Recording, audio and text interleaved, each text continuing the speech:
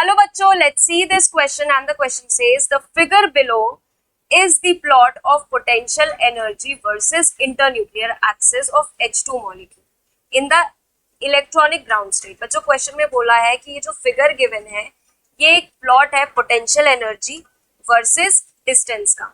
ठीक है, what is the value of potential energy E not. Question में बोला गया है पोटेंशियल एनर्जी ई नॉट की क्या वैल्यू होगी। पोटेंशियल एनर्जी निकालना है हमें किलो जूल पर मोल के टर्म्स में, जहां पर हमें एक कंडीशन गिवन है जो D is equals to D naught है और इस पे इलेक्ट्रॉन इलेक्ट्रॉन रिपल्शन और न्यूक्लियस न्यूक्लियस रिपल्शन एब्सेंट है। तो ये एक बहुत इंपॉर्टेंट कंडीशन इस क्वेश्चन में। ठीक है, as reference the potential energy of hydrogen atom is taken as 0 when it's electron and the nucleus are infinitely far apart. और क्वेश्चन में ये भी बोला गया है कि जो पोटेंशियल एनर्जी है हाइड्रोजन एटम का उसको 0 लो। कब 0 लेना है? जब इलेक्ट्रॉन और न्यूक्लियस का डिस्टेंस जो है वो बहुत दूर है, इनफाइनाइट है। ठीक है, इतना दूर है कि हम उसको मेजर भी नहीं कर सकते। तो चलिए स्टार्ट करते हैं हम अपना सोल्यूशन।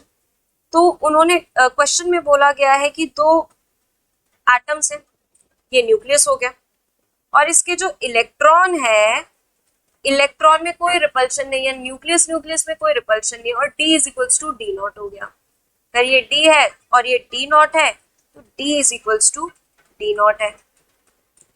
यहां से हम पोटेंशियल एनर्जी निकाल सकते हैं। तो पोटेंशियल एनर्जी का फॉर्मूला क्या होगा? KQ1 Q2 bye R।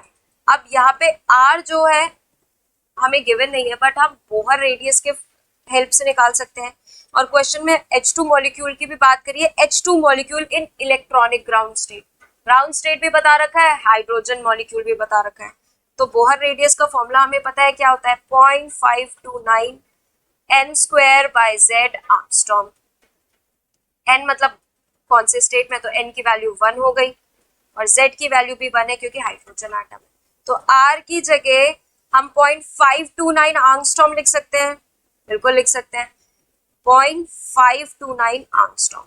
But हम क्योंकि किलो जूल पर मोल में आंसर देना है तो पहले से मीटर में कन्वर्ट करेंगे। तो 0.529 इंटू 10⁻⁻10 मीटर।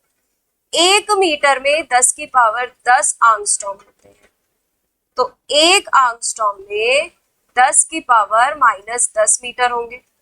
ठीक है, चलिए वैल्यू पुट करते हैं। K की वैल्यू होती है, कांस्टेंट है ये, 9 इंटू 10 की पावर -9 और चार्ज है, इलेक्ट्रॉन का चार्ज कंसिडर करेंगे क्योंकि इलेक्ट्रॉन की बात कर रहा है यहाँ पे, इलेक्ट्रॉन में कोई रिपल्शन नहीं है, ऐसी बातें हो रही है।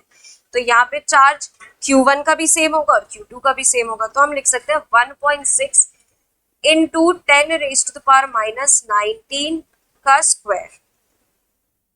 ठीक है बच्चों, आगे चलते हैं। पॉइंट अपॉन में आ रहा है तो 0.529 इंटू 10⁻⁻10 मीटर्स। ठीक है, इसको सॉल्व करके आंसर आता है अप्रॉक्स 4.35 इंटू 10⁻⁻21 किलो जूल। ठीक, अब जब 1 मोल की बात करें, 1 मोल के लिए 4.35 इंटू 10⁻⁻21 किलो जूल है। तो 1 मोल के लिए भी किलो जूल पर मोल यही होगा। 2 मोल की बात करें कि 2 हाइड्रोजन एटम है तो 2 मोल की बात करेंगे तो इसमें इंटू 2 हो जाएगा। ठीक है, अब ये 2 मोल के लिए आ गया तो यानी कि 2 मोल के लिए हमारे पास जो फाइनल आंसर आएगा 5246.49 किलो जूल पर मोल। अच्छा बच्चों, यहाँ पे पर मोल तभी होगा जब यहाँ पे हम Na से मल्टीप्लाई करेंगे। एक Na मल्टीप्लाई करना हम मिस कर गए, Na से मल्टीप्लाई करेंगे तो ही वो पर मोल में जाएगा क्योंकि Na जो होता है 6.022 इंटू 10⁻23 मोल इनवर्स। ठीक है, तो यहाँ पे Na से मल्टीप्लाई करेंगे, फिर 2 मोल निकालने के लिए उसे 2 से मल्टीप्लाई करा जाएगा। ठीक है, क्योंकि 2 हाइड्रोजन आटम की बात करें, यानी कि एक हाइड्रोजन H2 मॉलिक्यूल की बात करें, तो फाइनल आंसर आएगा हमारा 5246.49 किलो जूल पर मोल। ठीक है, अब यहाँ पर पोटेंशियल एनर्जी की बात कर रहे हैं, अगर एनर्जी रिलीज हो रही है तो यहाँ पे वैल्यू आएगी minus. So I hope all of you understand very well. Thank you and best of luck.